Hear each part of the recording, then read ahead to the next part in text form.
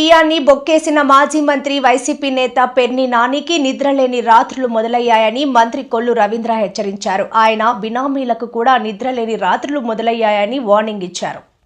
బియ్యం దొంగ పేర్ని నాని పందికొక్కులాగా 7,580 బస్తాల బియ్యాన్ని బొక్కేసి ఇవాళ వచ్చి నీతి కౌరులు చెప్తా ఉన్నాడు. మళ్ళీ ఒక డ్రామా, ఒక అపూర్త కల్పన సృష్టించాలని ప్రయత్నం చేస్తూ ఉన్నాడు. 7,585 బస్తాలు దగ్గర ఒక బస్తా 2 బస్తాలు కాదు. ఇవన్నీ కూడా పేద ప్రజలకి ప్రభుత్వం పంచాల్సినటువంటి బియ్యాన్ని నీ సొంత గోడౌన్లో తరలించేసి గోడౌన్ నుంచి డబ్బులు కొట్టేసి, కనీసం మీ భార్య పేరు మీద ఉంది గోడౌను, రేపు పొద్దున ఏదైనా వస్తుందని భయం బొంకు లేకుండా ఇవాళ మళ్ళీ బొంకుతా ఉన్నాడు వచ్చి. ఇంకా పైగా ముఖ్యమంత్రి గారికి వెళ్ళి నేను ఏదో చెప్పానని, ఆడవాళ్ళని ఎందుకు చేస్తామని చెప్పి ముఖ్యమంత్రి గారు అన్నారని, అక్కడ మంత్రులందరూ ఉన్నారని, ఎమ్మెల్యేలు ఉన్నారని. ఎందుకయ్యా నువ్వు ఇంకా ఇంత సిగ్గుమాలినటువంటి, ఇంకా అసలు నువ్వు మనిషి పుట్టకే కాదు, నీది అసలు మనిషివే కాదు, ఒక ఇంగిత జ్ఞానం లేనటువంటి వ్యక్తివి నువ్వు. నీ భార్యను అడ్డం పెట్టుకుని నీ భార్య ద్వారా ఇవాళ రాజకీయంగా లబ్ధి పొందాలి, లేకపోతే సింపతి పొందాలని నువ్వు అనుకుంటున్నావేమో. అది సాధ్యం కావు. ఇవాళ దీనికి సూత్రధారి పేర్ని నానినే. ఈ కేసు నుంచి తప్పించుకోలేడు. 100% ఈ గోడౌన్ ఏ రోజు కూడా మీ భార్య గారి ఇనాగ్రేషన్కి సంబంధించి కానీ, మీ భార్య గారికి సంబంధించి కానీ ఎప్పుడు లేదు. నువ్వే చేసావు, నీదే బాధ్యత దీంట్లో. ఇవాళ నువ్వు చేసావు కాబట్టే తప్పించుకోవడానికి నెల రోజుల నుంచి ఊరు వదిలిపెట్టి పారిపోయి, మేము డబ్బులు కట్టేస్తాం కదా మాకేం వద్దులే అని అనుకుంటా ఉన్నారు. దొంగతనం చేసిన దొంగే, డబ్బులు కడితే దొరైపోడు. మేము మొట్టమొదటి నుంచి కూడా చెప్తా ఉన్నాం. ఇవాళ మీరు మాట్లాడుతూ ఉన్నారు ఆడవాళ్ళు గౌరవాల గురించి. ఆనాడు ఏమైంది మీకు? భువనేశ్వర్ గారి గురించి నిండు సభలో, ఆంధ్రప్రదేశ్ రాష్ట్ర చరిత్రలో ఏ ఆడబిడ్డ గురించి మాట్లాడినటువంటి మాటలు ఆ నిండు సభలో మాట్లాడినప్పుడు నీ గుణం ఎక్కడ సచ్చింది? నువ్వెక్కడ సచ్చావు? వయసుతో కూడా చూడకుండా 70 సంవత్సరాలు 80 సంవత్సరాలు ఉన్నటువంటి ఆడబిడ్డలను తీసుకెళ్తామంటే ఆ రోజు ఎక్కడ సచ్చావు నువ్వు? అడి నోరుంది కదని ఇష్టం వచ్చినట్టు మాట్లాడి ఇవాళ మీ పాపం పడింది కాబట్టి ఇవాళ అవన్నీ కూడా బయటకు వస్తే గజగజ వణికిపోతా ఉన్నావే. ఇవాళ నువ్వు చెప్తా ఉన్నావు పేరు పెట్టారు, మా మేనేజర్కి నాకేం సంబంధం లేదు, పేరుకే మేము మేనేజర్దే అని చెప్పి తోసేస్తున్నాం మేనేజర్ మీదకి. ఏప్రిల్లో జరిగిందని నువ్వే చెప్తా ఉన్నావు. ఇవాళ మీ మేనేజర్ నాకు సంబంధం లేదని అంటున్నావు. లేదు, మేనేజర్ని తీసుకొచ్చి కొడితే ఆయనతో బలవంతంగా మా పేర్లు చెప్పిస్తా ప్రయత్నం చేస్తున్నారంట. నువ్వు చేసి సిపిఐఎం విశాఖ జిల్లా మహాసభల్లో 35 తీర్మానాలు ఆమోదం. సిపిఐఎం జిల్లా కార్యదర్శి ఎం జగ్గునాయుడు వెల్లడి. సిపిఐఎం విశాఖ జిల్లా 24వ మహాసభలు పెందుర్తి సుజాత నగర్లో ఈ నెల 28, 29 తేదీల్లో అత్యంత జయప్రదంగా జరిగాయని, ఈ మహాసభల్లో కార్మిక, రైతు, మహిళ, యువత, విద్యార్థి వంటి వివిధ వర్గాల ప్రజా సమస్యలను పరిష్కరించాలని సుమారు 35 తీర్మానాలు చేసి మహాసభ ఏకగ్రీవంగా ఆమోదించింది సిపిఐఎం విశాఖ జిల్లా కార్యదర్శి ఎం జగ్గునాయుడు మీడియాకు తెలిపారు. జగదాంబ సెంటర్లో ఉన్న నందూరి ప్రసాదరావు భవన్లో సోమవారం పార్టీ జిల్లా కార్యదర్శి వర్గ సభ్యులు, GVMC floor leader doctor B Gangarao, RKSV Kumar, V కృష్ణారావులతో కలిసి మీడియా సమావేశం నిర్వహించారు. ఈ సందర్భంగా జగ్గునాయుడు మాట్లాడుతూ, విశాఖపట్నంలో అత్యంత కీలకమైన సమస్య, ప్రజలు ఎదుర్కొంటున్న సమస్య ఇల్లు, ఇళ్ల స్థలాలు, ఇళ్ల పట్టాలు, పేదల పట్టాల రిజిస్ట్రేషన్ సమస్య అని, వీటి సాధన కోసం ప్రభుత్వంపై ఒత్తిడి తెచ్చేందుకు ప్రజలను సమీకరించి పెద్ద ఎత్తున ఉద్యమించాలని తీర్మానించినట్లు తెలిపారు. పార్టీ విశాఖ జిల్లా 20వ మహాసభలు ఈ నెల 28-29 తేదీలో పెన్నుతులో జయప్రదంగా జరిగాయి. ఈ మహాసభలు విజయవంతం చేసినటువంటి విశాఖపట్నం ప్రజానీకానికి, గోపాలపట్నం పెందుర్తి ప్రాంత ప్రజానీకానికి, మీడియా మిత్రులందరూ కూడా అందరికీ ధన్యవాదాలు తెలియజేస్తున్నాం. ఈ మహాసభ విశాఖ జిల్లా అభివృద్ధి, ప్రజల కార్మికుల సమస్యల పరిష్కారం కోసం, రాబోయే కాలంలో ఉద్యమాలు నిర్వహించడం కోసం కొన్ని కీలక తీర్మానాలు చేసింది. ఇందులో ప్రధానమైనది గత ప్రభుత్వ పాలనలో ఋషికొండ, ఎర్రమట్టి దెబ్బలు వంటి కొండల్ని పర్యావరణ ధ్వంసం చేయడం కోసం పూనుకుంది గత ప్రభుత్వం. దానికి వ్యతిరేకంగా పోరాడడం. ఈ ప్రభుత్వ అధికారికి వచ్చిన తర్వాత మళ్ళీ కుసులవాడ కొండలు ధ్వంసం చేస్తూ ఉంది. ఈ ధ్వంసాన్ని మనం నిరోధించాలి, తద్వారా విశాఖపట్నం ప్రజానీకం తాలూకా ఆరోగ్యాల్ని, పర్యావరణాన్ని కాపాడాలి అని చెప్పిన తీర్మానం చేయడం జరిగింది. ఇల్లు లేని పేదలు 1,60,000 మంది ఉన్నారు. గత ప్రభుత్వం టిట్కో ఇల్లని, జగనన్న ఇల్లు అని చెప్పని కొన్ని ఇళ్లను నిర్మించారు, కొన్ని మధ్యంతరంగా ఆగిపోయాయి. వాస్తవంగా ఇల్లు లేని పేదలకి ఈ నగరంలోనే ఇల్లు ఇవ్వడం అని చెప్పింది అత్యంత కీలకమైన విషయం. ఎందుకంటే ఉపాధి కోసం వీళ్ళు జిల్లాల నుంచి, గ్రామీణ ప్రాంతాల నుంచి పేదలు ఇక్కడికి వచ్చారు. అదే పేదల్ని ఇక్కడ ఇల్లు ఇవ్వకుండా మళ్ళీ రూరల్ తరిమిస్తే వాళ్ళ ఉపాధి ఏమవుతుంది? విశాఖపట్నంలో భూములు ఉన్నాయి, ప్రభుత్వ భూములు, కానీ ఈ భూముల్లోనే ఇల్లు లేని పేదలకు ఇల్లు ఇవ్వాలి, 1,60,000 మందికి ఇల్లు ఇవ్వాలని చెప్పినది ఈరోజు సిపిఎం పార్టీ డిమాండ్ చేస్తూ ఉంది. టిట్కో ఇల్లు, హుదూద్ ఇల్లు ప్రభుత్వం ఎప్పటికే నిర్మించినవి, నిర్మాణాలు అంటే పూర్తి చేసి లబ్ధిదారులు కంటే ఇవ్వాలని చెప్పండి. ఎందుకంటే ఇప్పటికే లబ్ధిదారులు 25,000 రూపాయలు, 30,000 రూపాయలు డీడీలు కట్టి ఉన్నారు, అప్పులు పాలు అయిపోయారు, ఇల్లు వాళ్ళు దక్కలేదు వరకు కూడా. అది ఇల్లు కంటే ఇవ్వాలని చెప్పినది తీర్మానం చేయడం జరిగింది. అదేవిధంగా 301, 296, 380 జీవోల ప్రకారంగా ప్రభుత్వం దాదాపు 60,000 మందికి ఇళ్ల పట్టాలు మంజూరు చేసింది. ఆ జీవో ప్రకారం 2 నెలల్లో రిజిస్ట్రేషన్ చేయించాలి. కనీసం గత ప్రభుత్వం రిజిస్ట్రేషన్ చేయలేదు. ఈ ప్రభుత్వం సరే వెంటనే చర్యలు చేపట్టి వాళ్ళు రిజిస్ట్రేషన్ చేపట్టాలని చెప్పి తీర్మానం చేయడం జరిగింది. ప్రూఫ్ ఛార్జీలు, ఇతర సర్దుబాటు ఛార్జీల పేరు మీద దాదాపు 15,000 కోట్ల రూపాయలు ప్రజల మీద భారాలు వేశారు.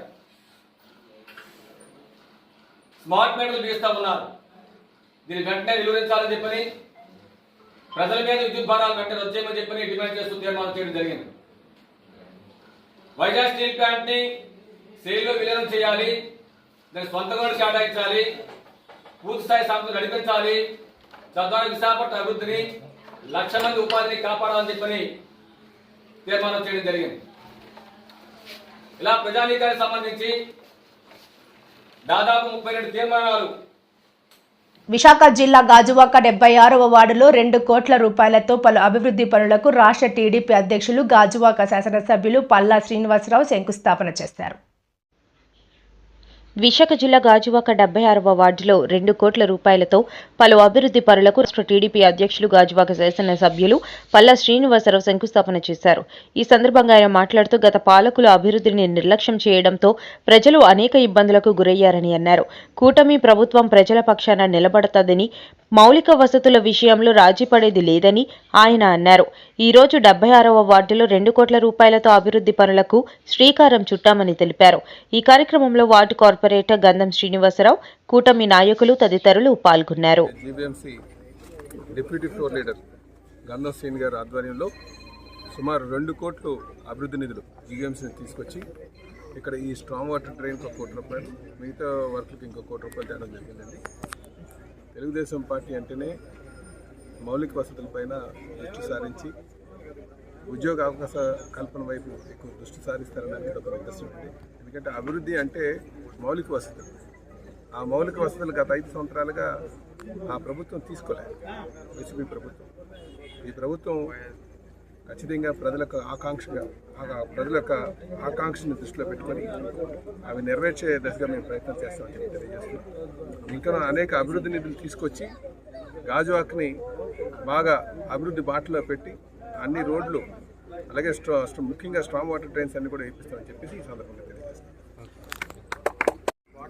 గాజువాక శాసనసభ్యులు రాష్ట్ర తెలుగుదేశం పార్టీ అధ్యక్షుల సోదరులు అన్న శ్రీ పల్లా శ్రీనివాసరావు గారు చేతుల మీదుగా సుమారుగా 2 కోట్ల రూపాయలతో వివిధ అభివృద్ధి పనులు చేయడానికి శంకుస్థాపన ఇచ్చిన పెద్దలు అన్న శ్రీనివాస్ గారికి, అదేవిధంగా వార్డు అధ్యక్షులు బాసిట్ అప్పారావు గారు, కార్యదర్శి సుదర్శనరావు గారు కూడా రీహాబిలిటేషన్ కోల్ని ఏర్పాటు చేసి సుమారుగా 40 సంవత్సరాలు కావస్తుంది.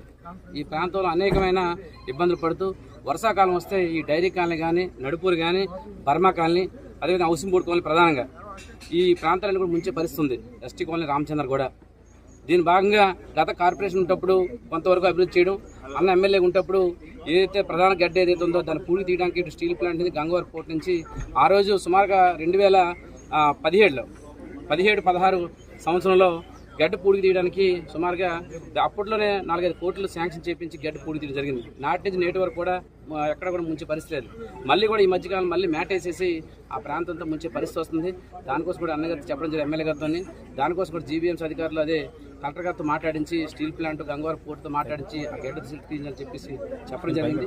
అదే భాగంగా ఏదైతే స్టార్ వాటర్ డ్రైన్స్ ఏవైతే ఉన్నాయో ప్రధాన కూడల్లో ఏదైతే, ఎందుకంటే అటు షీలానగర్ నుంచి ఇటు గాజువాక ప్రాంతంలో ఏ ప్రాంతాలు ఉన్నాయి అగనంపూడి నుంచి కూడా టోటల్ వాటర్ అంతా కూడా ఈ 76 వార్డు నుంచి షీలోకి వెళ్ళే పరిస్థితి కాబట్టి 3-4 గడ్డలు ఉన్నాయి ఈ 76 వార్డుకి. దీని ఏదైతే అధునాతనంగా చేయాలని చెప్పేసి ఎమ్మెల్యే గారితో చెప్పడం జరిగింది. ఎలక్షన్ ముందు మేనిఫెస్టో కూడా అదే పెట్టడం జరిగింది. ఏదైతే డంపింగ్ యార్డ్ కోసం కానీ, డ్రైన్లు కానీ ప్రధానంగా ఏదైతే ఉన్నాయో నా టైంలో ఇంకా నాకు 1-3-4 మాసాల టైం ఉంది. ఈ టైంలో ఎమ్మెల్యే గారు అధిక నిధులు తీసుకొచ్చి ప్రాంతం డెవలప్ చేయాలని చెప్పేసి నా ఆశ, ఆకాంక్ష. అదేవిధంగా ఆయన కూడా నేను ఏ లెటర్ పెట్టినా సరే కాదనుకుంటే కమిషనర్ గారితో తక్షణ శాంక్షన్ ఇప్పించారు. ఈరోజు ఈ గడ్డకి 2 కోట్ల రూపాయలు శాంక్షన్ చేయడం జరిగింది. బ్రిడ్జికి 40 లక్షలు శాంక్షన్ చేయించాం. ఏదైతే ప్రధానంగా ఉన్నాయో 76 వార్డులు ఈరోజు డైరీ కాలనీ దగ్గర సంబంధించి 1 కోటి రూపాయలు, అదేవిధంగా బర్మా కాలనీ టిట్కో హౌసింగ్ ద్వారా 20 లక్షల రూపాయలు, హౌసింగ్ బోర్డు ఏదైతే ఇంటర్నల్ డ్రైన్స్ ఉన్నాయో దానికి 20 లక్షలు, నడుపూరు రామచంద్ర నగర్ గడ్డ మీద రోడ్డుకి దానికి 20 లక్షలు, Gopal Reddy Nagar drain internal drain దానికి 20 లక్షలు, భరత్ నగర్లోనే రోడ్డుకి 10 లక్షల రూపాయలు, సుమారుగా 2 కోట్ల రూపాయలు మనం శాంక్షన్ చేయడం జరిగింది.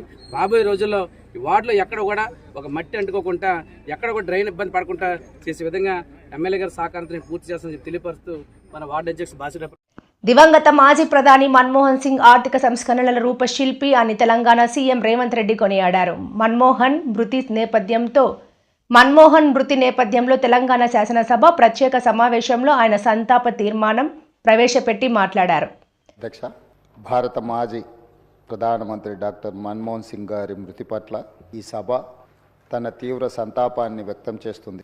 శోకార్తులైన వారి కుటుంబ సభ్యులకు ప్రగాఢ సానుభూతి తెలియజేస్తుంది. అధ్యక్ష, ఈరోజు ఈ దేశ యువకులకు అందరికీ కూడా డాక్టర్ మన్మోహన్ సింగ్ గారు ఆదర్శము. వారి ఆదర్శాలను తీసుకొని వారి మేధోశక్తిని మన యువత అందిపుచ్చుకొని వారు ఇచ్చిన అవకాశాలను మనం ఈరోజు ప్రపంచానికి సేవలను అందించే, ప్రపంచాన్నే శాసించే స్థాయికి ఈరోజు మన దేశం ఆర్థికంగా నిలబడ్డది. అధ్యక్ష, ఆర్థికంగా, రాజకీయంగా, సాంకేతికంగా ఈరోజు అన్ని రకాలుగా ఈ దేశం బలపడ్డది. ఈ దేశం ప్రపంచంతో పోటీ పడుతున్నదంటే డాక్టర్ మన్మోహన్ సింగ్ గారి సేవలు ఎన్నో ఈ దేశానికి ఉపయోగపడ్డాయి. అధ్యక్ష, అలాంటి గొప్ప నాయకుడిని కోల్పోయిన సందర్భంగా ఈరోజు తెలంగాణ శాసనసభ తమరి నాయకత్వంలో ఒకరోజు సమావేశాలను ఏర్పాటు చేసి రాజకీయాలకు అతీతంగా ఎన్ని విషయాలలో మనకు భిన్న అభిప్రాయాలు ఉన్నా ఈ దేశంలో ఉండే 140 కోట్ల ప్రజలకు అన్ని రాజకీయ పార్టీలు, అన్ని సంఘాలు, ఆర్ఎస్ఎస్ నుంచి ఆర్ఎస్యు వరకు, కమ్యూనిస్టుల నుంచి ఈరోజు మిగతా రాజకీయ పార్టీల వరకు ఎవరిని తీసుకున్నా ఈరోజు మన్మోహన్ సింగ్ గారి పట్ల ఏకాభిప్రాయమే వ్యక్తం చేయాల్సిన సందర్భం. అధ్యక్ష, అందుకే మీ అందరి తరఫున సభలో అందరి సభ్యుల సంపూర్ణ సహకారంతో డాక్టర్ మన్మోహన్ సింగ్ గారికి భారతరత్న ఇచ్చి వారి గౌరవాన్ని ఏ పదవులైనా, ఏ హోదాలైనా వాటికే వన్నె తీసుకొచ్చిన మన్మోహన్ సింగ్ గారు. అందుకే ఈరోజు వారికి భారతరత్న ఇవ్వాలని తమరి ముందు ఈ సభలో సభ్యులందరి ఆమోదం కోరుతూ ఈ తీర్మానాన్ని ప్రవేశపెట్టిన. ఇదే కాకుండా ఆర్థికవేత్తగా ఆర్థిక విధానాలను ముందుకు తీసుకొచ్చిన డాక్టర్ మన్మోహన్ సింగ్ గారి విగ్రహం తెలంగాణ రాష్ట్ర ఏర్పాటులో ప్రధానమంత్రిగా రాజ్యసభలో ఒక దశలో రాజ్యాంగ సవరణల కోసం వచ్చిన చర్చలో తెలంగాణ రాష్ట్రం వెనక్కి పోతుందేమో అన్నంత గందరగోళ పరిస్థితులు ఏర్పడ్డాయి. అధ్యక్ష, ఆ సమయంలో ఇష్టమైన పరిస్థితుల్లో వ్యూహాత్మకంగా చతురతతో డాక్టర్ మన్మోహన్ సింగ్ గారు రాజ్యసభలో వెళ్ళి ప్రకటన చేయడంతో ఈరోజు మన సర్వస్వతంత్ర తెలంగాణ రాష్ట్రంగా మనం ఏర్పడడమే కాకుండా 10 సంవత్సరాలు పూర్తి చేసుకొని తెలంగాణ రాష్ట్రంలో మనం పరిపాలన కొనసాగిస్తున్నాం. కాబట్టి ఈరోజు వారితో తెలంగాణకున్న ఈ బంధము మనం ఎప్పటికీ మర్చిపోలేనిది. కాబట్టి ఈరోజు తమరి అనుమతితోటి ఫైనాన్షియల్ డిస్ట్రిక్ట్లో ఒక మంచి ప్లేస్లో డాక్టర్ మన్మోహన్ సింగ్ గారి విగ్రహావిష్కరణ చేసుకోవడం ద్వారా శాశ్వతంగా మనము వారి వర్ధంతులు, జయంతులు, వారి జ్ఞాపకాలు శాశ్వతంగా తెలంగాణ ప్రజల గుండెల్లో పదిలమై ఉండే విధంగా ఇంకేదైనా సలహా సూచనలు ఎవరైనా ఇచ్చినా కూడా ఒక మంచి ప్రాంతంలో మాజీ ప్రధానమంత్రి డాక్టర్ మన్మోహన్ సింగ్ గారి విగ్రహాన్ని ప్రజలందరూ గుర్తుపెట్టుకునే విధంగా, ప్రజలందరూ వారిని స్ఫూర్తి తీసుకునే విధంగా, ఎక్కువగా ప్రజలు ఎక్కడైతే మమేకమవుతుంటారో, కలుస్తుంటారో ఆ ప్రాంతంలో డాక్టర్ మన్మోహన్ సింగ్ గారి విగ్రహం ఉంటే మనందరికీ స్ఫూర్తి నింపిన వాడవుతారు. కాబట్టి ఈ సభలో ఒక నిర్ణయం తీసుకొని ఏ ప్రాంతంలో ఎక్కడ పెడితే బాగుంటుందో మనం తర్వాత అయినా చర్చించుకుందాం. కాకపోతే తెలంగాణ గడ్డ మీద డాక్టర్ మన్మోహన్ సింగ్ గారి విగ్రహం పెట్టుకోవడం అనేది సముచితమైన నిర్ణయం అని నేను భావిస్తున్నా. దానికి కూడా ఈ సభ ద్వారా ఆమోదం తెలపాల్సిందిగా సభ్యులందరినీ కోరుకుంటూ మీ దగ్గర సెలవు తీసుకుంటున్నాను అధ్యక్ష. ధన్యవాదాలు. మత్తుతో జీవితాలు చిత్తు చేసుకోవద్దు. సమాజంలో గంజాయి జడలు విప్పుతోంది. కూకటి వేళ్లతో గంజాయిని పెకిలించాలి. కేంద్ర విమానయాన శాఖ మంత్రి కింజరాపు రామ్మోహన్ నాయుడు. మత్తుతో జీవితాలు చిత్తు చేసుకోవద్దు. సమాజంలో గంజాయి జడలు విప్పుతోంది. కూకటి వేళ్లతో గంజాయిని పెకిలించాలి. కేంద్ర విమానయాన శాఖ మంత్రి కింజరాపు రామ్మోహన్ నాయుడు. యువత తమ జీవితాన్ని అంధకారంలోకి నెడుతున్నారు. జిల్లా కలెక్టర్ స్వప్నిల్ దినకర్, శ్రీకాకుళం ఎమ్మెల్యే గొండు శంకర్. విద్యార్థులు, యువకులు మాదక ద్రవ్యాలకు, మత్తు పదార్థాలకు దూరంగా ఉండాలని కేంద్ర విమానయాన శాఖ మంత్రి కింజరాపు రామ్మోహన్ నాయుడు పిలుపునిచ్చారు. నగరంలోని ప్రభుత్వ పురుషుల డిగ్రీ కళాశాలలో ఇండియన్ మెడికల్ అసోసియేషన్, పిరియాడిక్ట్ స్వచ్ఛంద సంస్థల ఆధ్వర్యంలో డ్రగ్స్ నిర్మూలనపై మహాసంకల్ప అవగాహన సదస్సును ఆదివారం నిర్వహించారు. కార్యక్రమంలో ముందుగా 5K వాక్ కార్యక్రమాన్ని నిర్వహించారు. ఈ సందర్భంగా కేంద్ర మంత్రి రామ్మోహన్ నాయుడు మాట్లాడుతూ, నేటి సమాజంలో గంజాయి జడలు విప్పి యువత, విద్యార్థులను మత్తులో ముంచేస్తుందన్నారు.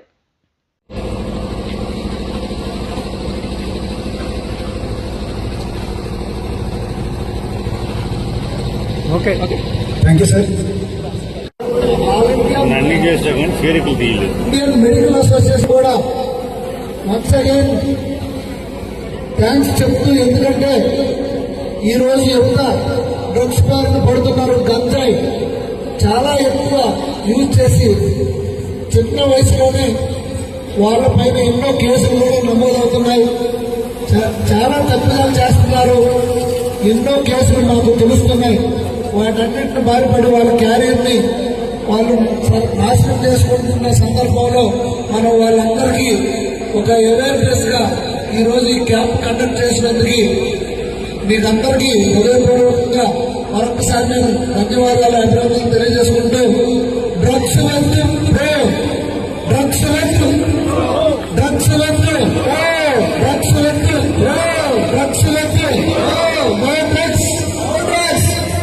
సో మనందరం ఈ క్యాంపెయిన్ ఈ రోజుతో ఇక్కడ ఆపకుండా ముందుకు తీసుకెళ్లి ప్రతి ఒక్కరిని ఈ మత్తు పదార్థాలకి బానిసలు కానికుండా మనందరం కాపాడవలసిన బాధ్యత ఉందని తెలియజేసుకుంటూ, మరొక్కసారి ఈ శ్రీకాకుళం నియోజకవర్గంలో, శ్రీకాకుళం పట్టణంలో ఇంత భారీ ఎత్తున ఈరోజు ఏర్పాటు చేసిన డాక్టర్స్ అసోసియేషన్ అందరం కూడా మరొకసారి ధన్యవాదాలు తెలియజేసుకుంటూ, జిల్లా మొత్తం ఇది చేస్తుంది ఈరోజు ఈ కార్యక్రమం. దీనివల్ల ప్రతి ఒక్కరికి అవేర్నెస్ వస్తుందని నేను తెలియజేసుకుంటూ, నాకు ఈ అవకాశం ఇచ్చిన మీకు అందరికీ ప్రతి ఒక్కరికి పేరు పేరున నా హృదయపూర్వక నమస్కారాలు, ధన్యవాదాలు తెలియజేసుకుంటూ సెలవు తీసుకుంటున్నాను. ఈ కార్యక్రమాన్ని నిర్వహించినటువంటి పీడియాట్రిక్స్ అసోసియేషన్ డాక్టర్స్ అందరికీ, ఎన్జిఓస్ కి, పోలీస్ డిపార్ట్మెంట్ కి, అలాగే చాలా మంది డిఫరెంట్ వాక్స్ ఆఫ్ లైఫ్ నుంచి ఒక కార్యక్రమం విజయవంతం చేయడానికి ఇందులో పార్టిసిపేట్ చేశారు. వేదికను అలంకరించినటువంటి పెద్దలు, అలాగే శాసనసభ్యులు గౌరీ శంకర్ గారు, ప్రతి ఒక్కరికి కూడా మరొకసారి నా హృదయపూర్వకమైనటువంటి నమస్కారాలు తెలియజేసుకుంటున్నాను. ఎంతో ఆనందంగా ఉంది. ఇంత పెద్ద ఎత్తున సక్సెస్ఫుల్ గా ఈ యొక్క క్యాంపెయిన్ నడిపించినందుకు ఇందులో పార్టిసిపేట్ చేసిన వాళ్ళు, ఆర్గనైజ్ చేసిన వాళ్ళు ప్రతి ఒక్కరికి కూడా మరొకసారి నా తాలూకా ధన్యవాదాలు, అభినందనలు తెలియజేసుకుంటున్నాను. ఇలాంటి ఒక సమాజం మీద విరుచుకు పడుతున్నటువంటి ఒక మహమ్మారిని మనం తరిమి కొట్టాలనంటే అది ఏ ఒక్క డిపార్ట్మెంటో లేకపోతే ఒక వ్యక్తో చేయగలిగేది కాదు. సమాజంలో ఉన్నటువంటి ప్రతి ఒక్కరు కూడా కలిసికట్టుగా దాని మీద పోరాటం చేసినప్పుడే మనం విజయవంతంగా ముందుకు నడవచ్చు. అది మరొకసారి శ్రీకాకుళంలో మనమందరం కూడా ప్రూవ్ చేయబోతున్నాం. దానికి సిద్ధంగా ఉండమని మరొకసారి మీ అందరికీ కూడా కోరుకుంటున్నాను. ఎందుకనంటే ఈరోజు యువత ఎవరైతే ఉన్నారో రేపు దేశాన్ని ముందుకు నడిపించే బాధ్యత వాళ్ళ మీద ఉంది. అటువంటి బాధ్యత కలిగినటువంటి యువత నిలకడగా లేకపోతే దేశం తాలూకా పరిస్థితి ఏ రకంగా ఉంటుందో ఊహించడానికి కూడా కాస్త భయం కలుగుతుంది. దానికి అనేకమైనటువంటి ఎగ్జాంపుల్స్ ఉన్నాయి. కొన్ని దేశాలు కూడా ఎక్కడైతే డ్రగ్స్ ఫ్రీగా ట్రేడ్ జరిగిందో ఆ దేశాలు సర్వనాశనం అయిపోయినాయి. మన భారతదేశంలో కూడా పంజాబ్ లాంటి రాష్ట్రం ఒక తరం అంతా కూడా యువతరం అంతా కూడా డ్రగ్స్ కి బానిసవ్వడం వల్ల ఆ స్టేట్ నూతన సంవత్సర సందర్భాన్ని పురస్కరించుకొని తనను కలవడానికి వచ్చే కూటమి శ్రేణులు, అధికారులు, అభిమానులు దండలు, బొకేలు తీసుకురావద్దని పెందుర్తి ఎమ్మెల్యే రమేష్ బాబు విజ్ఞప్తి చేశారు. ఈ మేరకు సోమవారం ఆయన పెందుర్తి మండలం తన కార్యాలయంలో మాట్లాడుతూ, అందరికీ నమస్కారం. పెందుర్తి నియోజకవర్గ జన సైనికులు, తెలుగుదేశం నాయకులు, కార్యకర్తలు, భారతీయ జనతా పార్టీ నాయకులు, కార్యకర్తలందరికీ నా హృదయపూర్వక నమస్కారాలతో నూతన సంవత్సర శుభాకాంక్షలు తెలియజేస్తా ఉన్నాను. 24వ సంవత్సరం బ్రహ్మాండంగా గడిచింది. 25వ సంవత్సరం కూడా మీ అందరికీ కూడా ఆయురారోగ్యాలు, అష్టైశ్వర్యాలతో ఉన్నతమైన మంచి జీవితాన్ని భగవంతుడు ప్రసాదించాలని కోరుకుంటూ, 1వ తారీఖు నన్ను కలవటానికి వచ్చే పార్టీ నాయకులు అవ్వచ్చు, నా అభిమానులు అవ్వచ్చు, ఎవరైనా కూడా గతంలో లాగా బొకేలు, దండలు తీసుకొచ్చి డబ్బుల్ని వేస్ట్ చేసుకోకండి. ఏదైనా కూడా మనం ఇచ్చేది ఇతరులకు ఉపయోగపడే విధంగా, ఏదన్నా స్కూల్ పిల్లలకు పంచే పుస్తకాలు, పెన్సిల్స్, పెన్నులు, లేదు అంటే చలికాలం పేదలకు ఇవ్వడానికి షాలు, ఇలా ఇతరత్ర ప్రజలకు ఉపయోగపడే కార్యక్రమాలతో ఫ్రూట్స్ అయితే అనాథ శరణాలయాలను పంచవచ్చు. దండలు, బొకేలు అయితే ఒక రోజుతో పాడైపోయి వస్తువుని మాత్రం అనవసరంగా మీ డబ్బును వృధా చేసుకోవద్దు అని చెప్పి వినయపూర్వకంగా మిమ్మల్ని కోరుకుంటూ, వచ్చేవాళ్ళు ఎవ్వరూ కూడా ఆ విధమైన దండలు, బొకేలతో మాత్రం వద్దని చెప్పి కోరుకుంటూ, సదా మీ అభిమాన పాత్రుడు మీ ఎమ్మెల్యే పంచకర్ల రమేష్.